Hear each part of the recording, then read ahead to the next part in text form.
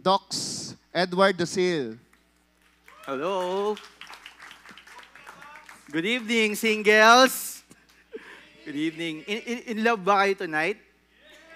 So it's been 1 week no since our celebration ng Hearts Day, and sino dito may mga date sa Big last? Sino nandito sa Big last Friday? Yan. So you hope to worship the Lord here no instead na go dating no. So tonight, as Jeff introduced no, my name is Docs no. Most people mistakenly identify me as a doctor, but hindi po ako doctor. Doctor lang po ako ng love, no? So that's why I'm here siguro. Tuwing February of the month, of the year, no? I was, most of the time I was invited to share about God's love, no? In the singles community. Because me and my wife, also lumaki kami sa Big, no? We started to meet sa Big, and then doon na nagkaroon ng spark, no? And then eventually we became married, no, last pandemic, no. And as Jeff mentioned, we are going to 5th year anniversary this coming March, no. Praise God for that celebration. So as we start our series here in Big Eastwood, we call it Shift Love, resetting our view to a love that transforms. So maybe all of us have different perspective about love pag inas po tayo ng tao, no? And later on, I will give you some foundational principle kung ano ba talaga yung meaning ng love, no? So this week, when me and my wife is about to go into the office and we are listening in a radio station, we came across with this question: which one will you choose? Someone who loves you or someone you love? Someone who loves you or someone you love? Sino dito ang pipiliin someone who loves you? Sino dito someone you love? Sino dito yung walang pipiliin? Ayaw magmahal. So, actually, itong question is very tricky, no? And mapapaisip ka talaga, ano bang hanapin mo? Someone who loves you, someone you love, no? But you know what? Both sides have different pros and cons. But the important factor here is the word love. Maybe people, when they say someone who loves you, oh, okay, magbe-benefit ako dyan kasi mahal na mahal ko niya. Mahal na mahal niya ako. But the problem is that person really understand what is the true meaning of love? Me personally, I encountered or I started to know more about Christ when I was in 27 years old. And before that time, I will say to you, I have a different perspective about love than when I met Christ. So our topic for tonight is called Alt Truth, God's Way versus the World's Way, the Foundation of Love, Redefining Love through God's eye. Sino familiar dito with the Alt button sa keyboard? I'm sure lahat tayo, no? Nowadays, we are in a computer generation, and Alt is one function na ginagamit natin. And anong silbi ng Alt? Alt is a button that when we press it, it gives another function to a certain button. Let's say, initially, itong function na ito na tab, di ba? Pag ginamit mo siya, tab, magta-tab lang siya sa single page. But when you use Alt-Tab, meron na siyang different function. So tonight, we're going to review and assess our perspective of love based on what the Bible is telling us. So magkakaroon tayo ng, maybe some of you have different views about love, and suddenly, when you hear this message, mababago po yung perspective natin. And that is my prayer with each one of us. Na tonight, we will have to assess what is the true meaning of love and what is the difference of God's love versus worldly love. So, are you ready, guys? All right, let's begin. So, I want to share to you some interesting 2024 love statistics. First one, according to a Gallup poll, 52% of respondents said they believe in love at first sight. My question is, who among you here believe in love at first sight? Oh, may isa, love at first sight. No? Pagkakita mo pa lang, uy, ikaw na yata yung gusto kong pakasalan. Di ba? Or, pag-attend dito ng big, may lag-approach sa inyo bigla, no? Mukhang ikaw yung aking God's best. What will you feel? How will you respond? I'm sure depende, no? Pag someone na medyo, pag babae, pag medyo, tingin ko, pag medyo opa, no? Talaga, ako yun? Ako rin, parang ikaw yung GB ko, di ba? But someone, pag medyo hindi preferred, wala doon sa checklist mo, tingin mo, pag-pray mo muna yan, brother, baka, sagutin ka ni God someday, di ba? So, that's one thing. Next thing, a recent survey found that 61% of men and women desire to get married. Medyo hindi ako nag-agree dito. Let me check. Who among you here wants to get married? Mukhang tama, mukhang 61% nga. Mukhang 64%. Kasi ine-expect ko iba eh. Parang, alam mo, pag every time na pupunta ako ng big ministry, sino dito gustong ikasal? Parang lahat gustong ikasal, no? Parang yung iba, minsan nag-aantay, yung iba naman, di ba? So, yun. So, 61% daw, no? Next, third thing, ito, sa mga lalaki, mukhang, mukhang bad news to, ah. The average length of courtship is 2 years. Girls, would you agree 2 years? Pag-aantayan nyo naliligaw sa inyo. Or boys, can you wait for 2 years? Fun fact, when I court my wife, wala nyo gano'ng katagal ko siya niligawan? Ako, tagal. Tagal nun, 3 years ah. 1 year, no? So ayun. So 1 year kong niligawan yung asawa ko, no? And before that, there's a lot of things which maybe later on, may share akong mga perspective, no? Next thing, women takes longer to fall in love. I think I will agree with dito. Kasi medyo, yung mga babae, di ba? Pero pag correct? Totoo ba? Grabe, madali mo ma-in love. Pero ayun na sa CCM, mahirap. Ganun na. Maraming checklist eh. Joke lang ladies, no? Women takes longer. I think it's natural, no? Kasi tama naman, di ba? It's your future. Di ba? Alam naman, pag may nanligaw sa inyo, hindi mo pag-iisipan maigi, no? And I praise God for my wife. It took her 1 year, no? To decide, no? Medyo challenging din sa akin yun, yung 1 year na yun. So next, 40%, ito medyo mahirap to. 40% of long-distance relationship fail due to trust issues and a lack of physical intimacy. Sino dito naniniwala sa long-distance relationship? Or somehow, do you believe in these statistics? I think somehow medyo mahirap ang long-distance relationship. And also ako din, when me and my wife are boyfriend and girlfriend, no, one of the factor that I'm considering with my career, since IT ako, there's a lot of opportunity outside the Philippines, but I opt to stay here because I believe na iba yung relationship pag face-to-face kayong dalawang mag-asawa. Versus someone na nag-work dito and then ikaw nasa abroad. And it's really hard. Sometimes it works, but most of the time, there are a lot of challenges. And last thing, 97% of those who marry their first love think they will be together until death. Actually, sana ito 100%. No. So, why am I sharing this love statistics? Because these love statistics are all dependent on how you view love in your life. When it comes to relationship, it boils down to how much is the person know about love and how much that love is aligned to God's love. Maybe before, when I have not met the Lord or when I'm still not a Christian, ang perspective ko ng love is medyo mababaw. It's all about me. And if I will recall my relationship during that time, for sure, yung girlfriend ko that time, marami siyang heartache. Why? Because it's kind of selfish love. Na you want to be in control. Ikaw yung tipong may kausap lang na yung babae na iba. Oh, sino yung kausap mo? Magtatanong na. Diba?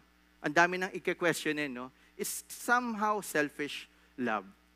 And I want to ask you a question or ask your seatmate to complete this sentence. Love is blank. Sino dito umabot sa mga time ng mga slam book? I'm sure wala na, no? Kasi during my time, pinapasagot ka ng love book, no? Slam book, no? And tatanungin ka, ano yung love? What is love? And the most famous answer is, love is blind. Di ba? If love is blind, I find my way with you. Di ba? Yan. Next is, ito. Love is like a rosary. It's full of mystery. Di ba? So, ang dami nun, di ba? Sumasagot dyan, famous yan. Next is, love makes the world go around. And the last thing is, love is sweeter the second time around. You know, we're living now in a world, no, na parang sa social media, pag nagbe-break up yung mga artista, parang gustong-gusto nilang i-broadcast na, ito, hiwalay na kami. Diba? So, somehow, very different from the time na teenager ako. So, hindi ko lang alam kung kailan pa yun, no? Love is sweeter. So, tonight, we will uncover the foundation of love with the acronym LOVE. And the first one is, love begins with one hello. Joke lang. Love begins with knowing God. I'm sure all of us dito, no, most of you, or maybe 99% of you, will agree with me that love begins with knowing God. Bakit? Because if you do not know God, and you start to show love, most probably that love is incomplete. That love is selfish. That love is full of things that can cause heartbreak to other person. No? So, love begins with knowing God. And in 1 John 4:7-8, it says, Beloved, can we all read this? Beloved, let us love one another, for love is from God, and everyone who loves is born of God and knows God.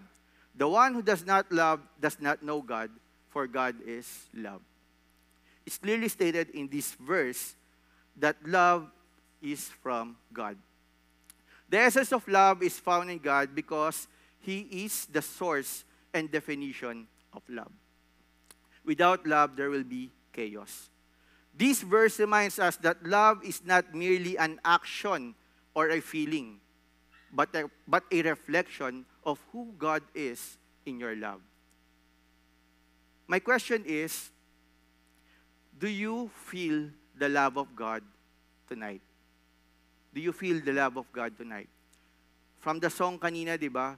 From the moment I wake up till I lay in my bed, all I can see is the goodness of God.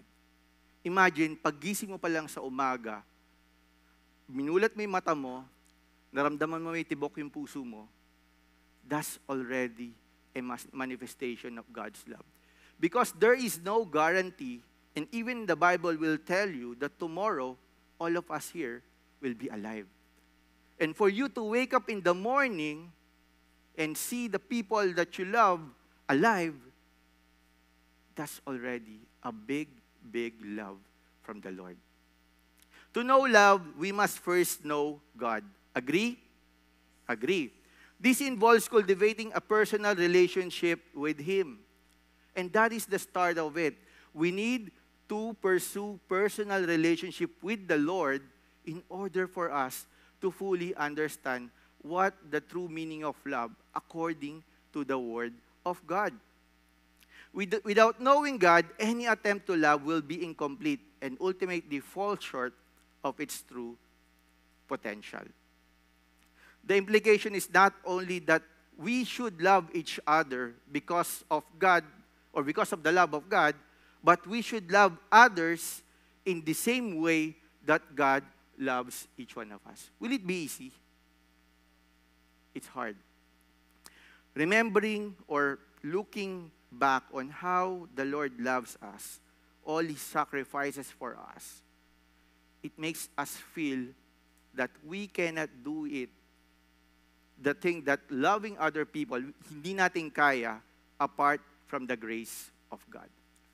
So if your perspective of love is dependent on your own thoughts, on your own perspective, my prayer with you is you have to study the Word of God and surrender that matter to the Lord, so that the moment you start loving the people, not only for opposite gender, but also with your family, with your office mate, you need a special power from the Lord in order for us to love that person according to what the Lord wants us to do.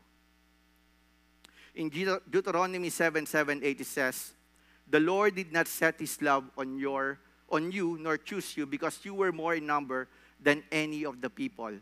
For you were the fewest of all people, but because the Lord loved you and kept the oath, which He swore to your forefathers, the Lord brought you out by a mighty hand and redeemed you from the house of slavery." This is an early expression of God to the Israelites during that time. And here, what we can take is, love is a decision. Love is a decision. It is a commitment. When you say that you love a person, it means you decide on yourself that you will love this person up to the time that the Lord will tell you. It is a decision. It is a commitment. The word love here comes from the word ahava. Can we all say that? Ahava. And love, and God is telling us that this kind of love refers to faithfulness. And this kind of love is about giving, being selfless. It's not about how you feel, but what you do.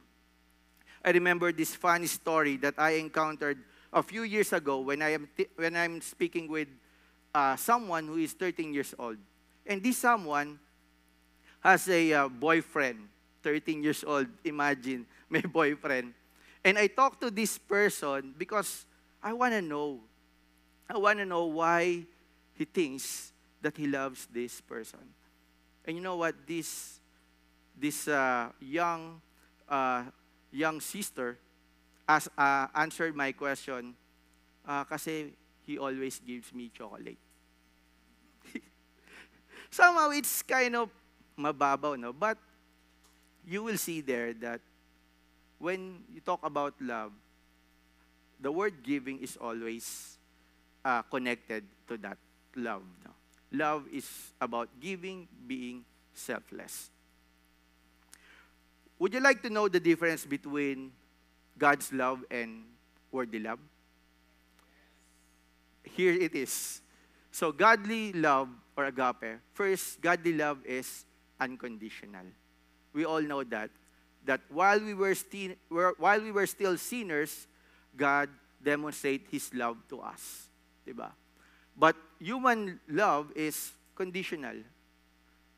Maraming condition. Maybe yun nga, sinasabi nila may mga checklist, diba? But if you know about love, sometimes, or most of us, we love people na gusto lang natin by default. Yung alam natin magbe-benefit tayo, or even sa workplace, di ba? We love to talk with the people na hindi nakakaasar kasama, yung alam mong tumutulong sa work, hindi yung pababayaan nga, di ba? And it's very natural for us. Godly love is patient and long-suffering, but human love is temporary. Godly love gives first from abundance. Human love is take first constantly. So, pakabig, more of pakabig. Godly love is always available and listening. You know what? We're only one prayer away from the Lord each second of your life. My prayer is that whenever we encountered ourselves to love someone or to love our family members, we really have to pray to the Lord that the Lord will give us patience, that the Lord will equip us with the right emotions to love this person. Because kung tayo lang, for example, in our family member, I'm sure there are a lot of conflicts inside our family. And if we are not careful about the meaning of the love, it will end up hindi maayos yung mga relationship problem na yun. No? Godly love desires unity and harmony, but human love, inconsistent, discordant, randomly interested, and limited. Which of that kind of love would you like to have? I'm sure all of us will choose godly love. And when we say unconditional,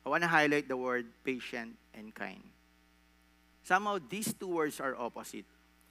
Patient is kind of passive, while kind is being active. What do we mean by that? When you say love is patient, you are trying to control yourself. Let's say, I remember this scenario, no? When I was courting my wife. Siyempre, pag naliligaw ka, parang best foot forward yan, di ba? So, I offer her na susunduin ko siya. So ngayon, as a guy, pag susunduin mo yung babae, dapat maaga ka. When she said na, okay, my out is 6 p.m., exactly 6 p.m. or 5 minutes before 6 p.m. nandun ka na. So, dumating na ako doon sa office niya, 6 p.m. na sa baba na ako. And then suddenly, I received a text from Abby na, sorry, Docs, meron pa akong kailangan tapusin. So, malilate ako ng onte sa pagbaba. So, you are thinking, mga 15 minutes lang, ganyan, no? And then, umabot na ng 30 minutes plus, nandyan pa yung guard na pilit kang itataboy kasi nga, nakakaharang ka dun sa nila. And that thing tested my patience, di ba? But since nililigawan mo, okay ka lang. Okay lang na mag-antay. Basta mahal mo, di ba? So that's kind of reminder to me, no, na kung kami mag-aasawa in the future, ganito pa rin ba ako ka-patient sa kanya? Ganito pa rin ba ako magiging patient sa kanya? What is my point with that? You see, if you truly love a person, though mababaw lang yung example ko about patient, but there are simple things in a relationship that will really test our patience. And if we do not understand that love is patient, it will be easy for us to react negatively towards another person. Example, sa restaurant. Di ba? So ngayon, I'm sure, lahat naman tayo kumakain sa restaurant. Ang question ko is, how patient you are when you are in a restaurant. Lalo na pag gutom na kayo. And pumunta ka doon, tapos mapipilahin ka pa. Naglista ka, tapos suddenly, tatanungin mo ano kung meron pang bakante, and then wala pa rin. Alam mo, ang hirap maging patient, no? Pag gutom ka na. And same thing with love. I'm sure when you love a person, it will not be easy. There's a lot of circumstances that will test your love for that person. Not only in a relationship of boyfriend-girlfriend, but also at work. You will face boss na very impatient. You will face office mate na matetest yung patience nyo. Every day sabi ni sister. Which is, I agree. And if you are not careful, these people that saw you in your social media, you're posting Bible verses, and then suddenly you react negatively. Ano sasabi nito? So ganyan pala yung mga Christian. They always read the Bible verse, love is patient, but they don't apply it. With all honesty, love is patient is hard to practice. We need a divine intervention from the Lord. This statement emphasizes the idea that true godly love is characterized by patience. It means being slow to anger, not becoming easily frustrated or irritated, and showing forbearance despite difficulties or shortcomings. Is it easy? Definitely it's not. Love is patient means unwavering commitment. It implies a steadfast commitment to caring for and nurturing the well-being of others. It suggests that love doesn't give up. Love doesn't give up on people or situations when they become challenging or testing. If you truly know the love of God, you won't give up for that person. Love is patient is a long-term perspective. Love is not focused on immediate gratification or self-centeredness desire. It looks beyond the present moment and considers long-term welfare and growth of a person or relationship it's directed toward. Patience in love involves empathizing with others. This is one thing na ang hirap talaga. And most of us, my prayer is we will really apply empathy to every person na na-meet natin. Alam ko, mahirap, but this is what the Lord wants us to do. Whenever we are faced in a situation that it's hard for us to love, you know, there's a verse called, love your enemies. Imagine that, love your enemies. And you will tell me, Docs, how can I love my enemy? How can? The answer is, you have to focus your eyes on Jesus. Love is patient. Love is kind. Love is not jealous. You see, this jealous is kind of close to me because I was once a very jealous guy. In fact, during my courtship with Abby, I thought, nung nakilala ko si God, na-overcome ko na yung jealous. Sino dito mga jealous? Jealous. Jealous na lalaki, jealous na, yan. Mostly lalaki, jealous talaga, no? And it's kind of, that time I thought, pag jealous ka, you think na it's a manifestation of love.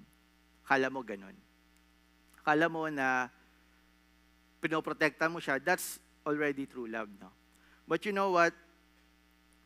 The moment I understand God's love, I discovered that jealousy is a respectable sin.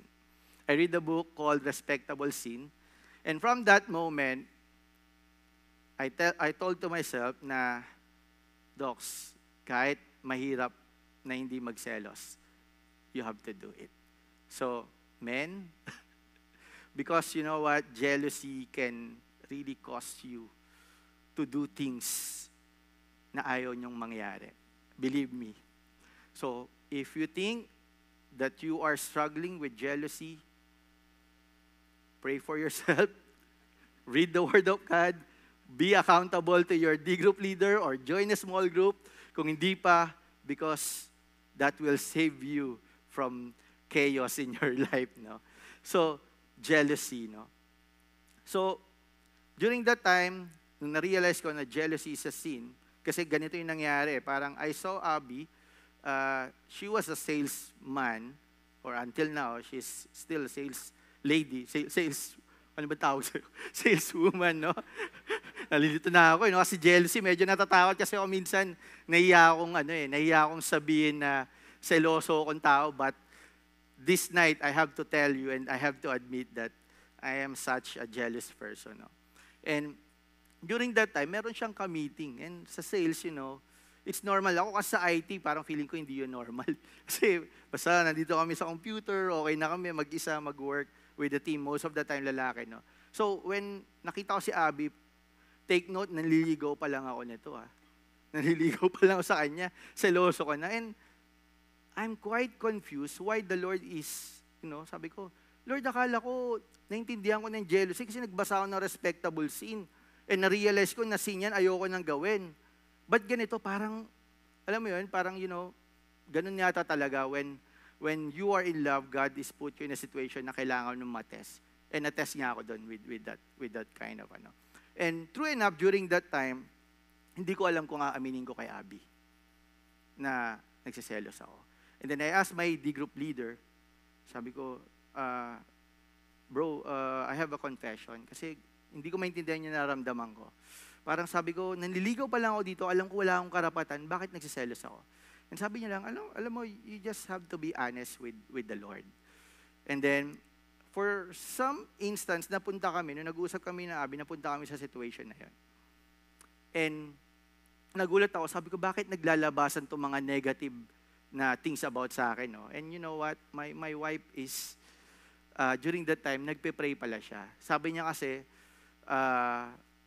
nasa ministry kami, nasa big kami, and parang feeling niya sa akin, napakabait ko. Wala siya makitang negative. Kasi nga, nasa church eh. So, ladies, magandang tip to sa inyo, no? When someone is courting you, pag-pray nyo, Lord, i-reveal mo naman sa akin yung other side ni Docs. So, ako, sobrang nung na-discover ko sa kanya, I made a confession. Sabi ko sa kanya, alam mo, sorry, but ito, it's one of my weakness. Pero, I'll make sure na sinusurrender ko to kay God. So, this verse really helps me to understand na love is not jealous. Love does not brag and is not arrogant, does not act unbecomingly, it does not seek its own, is not provoked, does not take into account a wrong suffered, does not rejoice in the unrighteousness. You know what? Me and my wife, siguro, one of the learnings or one of the lessons na lagi naming nakukuha sa mga ganitong talks about love is never na magkaroon ng bilangan about the sin or about the mistakes na ginagawa nyo. Why? Because, God is the God of forgiveness. And the moment na nagtatanim tayo ng sama ng loob and we keep on listing yung mga things na mali sa partner natin or even sa bahay natin, di ba? Pag yung brother mo or sister mo, ginamit mo na naman yung sapatos ko, pang ilang beses mo na ginamit yan, or ginamit mo na naman damit ko. The more na binibilang mo ng binibilang, alam mo, hindi kayo nagkakaayos. No? But God is teaching us that we have a God who is forgiving.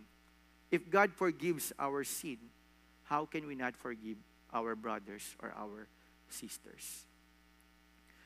So, love is kind. This is part of the fruit of the Holy Spirit, di ba? In Galatians 5, it is characterized by tenderness, and His kindness leads to repentance. If we understand that God's love is kind, we will reflect on our life and see the things that we need to change in our personality. And it will lead us to repentance. So that's number 2, no? Offer love that reflects God's heart. Number 3, we have to value love that transforms. God's love is a love that transforms us. The word's definition of love is often distorted, emphasizing feelings and physical attraction or personal gain. Valuing God's truth means prioritizing relationship rooted in His Word rather than fleeting desires or societal pressure. This might involve making hard choices such as letting go of toxic relationship. You see, when you understand God's love, definitely, it will transform your personality. And when I look back on myself, from the time na hindi ko pa kilala si God, to the time na ngayon, I always surrender myself to the Lord, I am blessed to see that God's love is working on me. That every day of my life, hindi ko iniisip na matagal na ako sa CCF or hindi ko iniisip na matagal na ako nagsiserve. Because it's not a guarantee. From day to day, it will always be challenging. Kailangan lang humble enough tayo to submit to the Lord and go back to the Word of God. Because the Word of God, as it says, renews our mind. Can we all read this verse, Romans 12:2? And do not be conformed to this world, but be transformed by the renewing of your mind, so that you may prove that the will of God is that which is good and acceptable in perfect. Kanina I mentioned that we need to meditate on God's Word. We need to meditate on the cross. Because the moment that we surrender our life to the Lord, and we start reading the Bible, serving with our co-believers, it will renew our mind. So do not conform to this world. In Romans 12:3-5 it says, For through the grace given to me, I say to everyone among you, not to think more highly of himself than he ought to think. Love here is called agape love. It means caring, self-sacrificing, the love of choice, serving with humility. Ito po yung isa sa napakahirap i-practice, humility. But I submit to you, we need to be humble. day by day, second by second. God's love, according to John MacArthur, is unselfishness, self-giving, willful devotion, concern for the welfare of others. You think of others more than yourself. That's true love from the Lord. And the last point is, express love through sacrifice and service.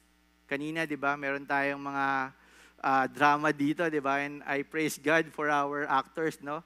Si Mark, napakagaling, tsaka sino ba? Reese, yan. Thank you for them kasi little by little, alam niyo yung mga small things na yon, like pointing to the right direction, inviting people to the church. And in fact, ngayon, no, my request for you, nakita niyo naman na ang laki ng place na to for us. It means there's a lot of opportunity na mag-invite tayo ng other people. I-invite natin. Sino dito mga nag-work sa Eastwood?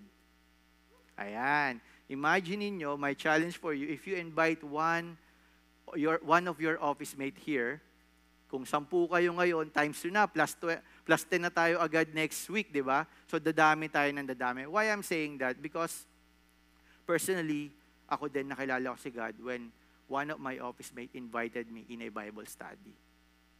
And that is the start of my walk na makilala si God and mag-iba yung perspective ko about loving other people. So, as we going to close, no, I want to give these points on how we can practice sacrificial love. First, we need to look to Jesus. That's the factor. Second, sacrificial love modeled by Jesus should be displayed in our family relationship. In our family relationship. Singles, this is very critical. I want you to express your love to your parents.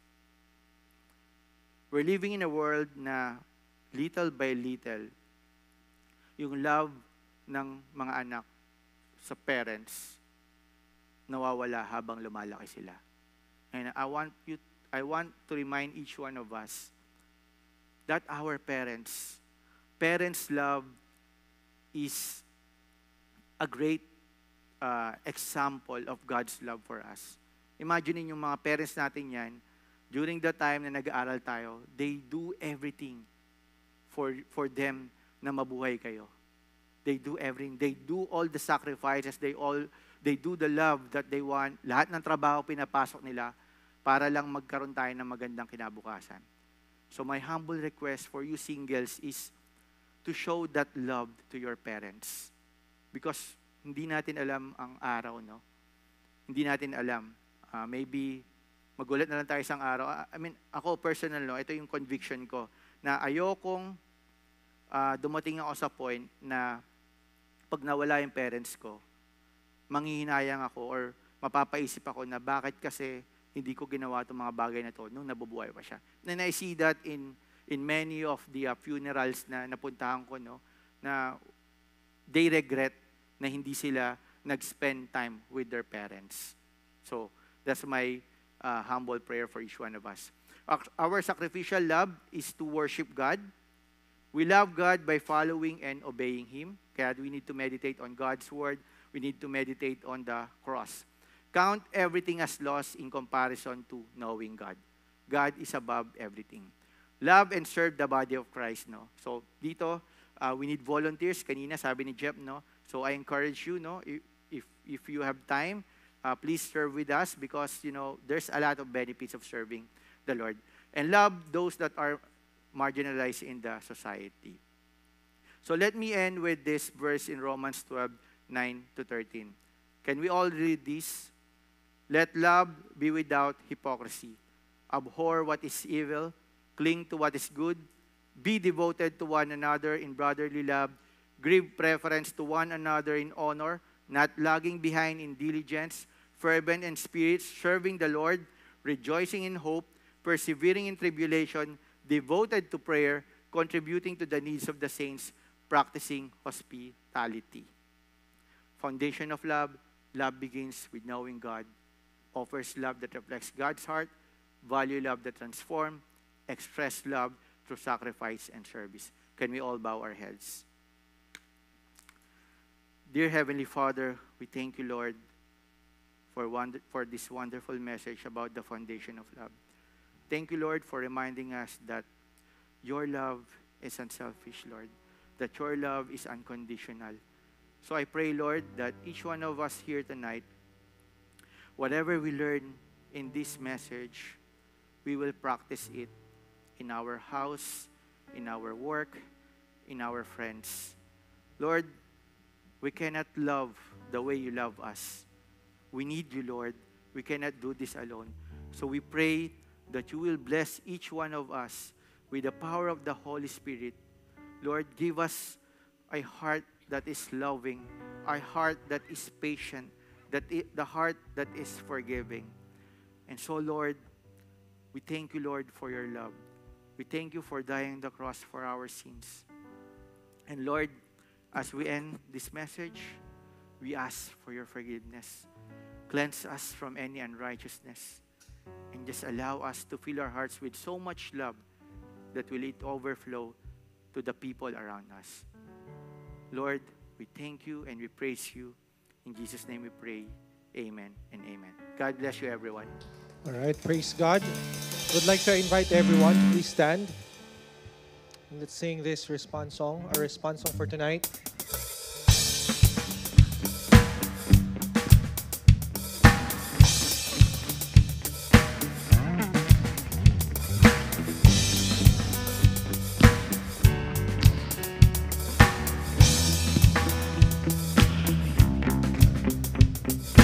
Bring all your failures, bring your addictions, come lay them down at the foot of the cross. Jesus is waiting with open arms. His open arms. For God so loved the world that He gave us His one and only Son to save us. Whoever believes in Him will live forever. The power of hell forever defeated. Now it is well. I'm walking in freedom. For God so loved, God so loved the world.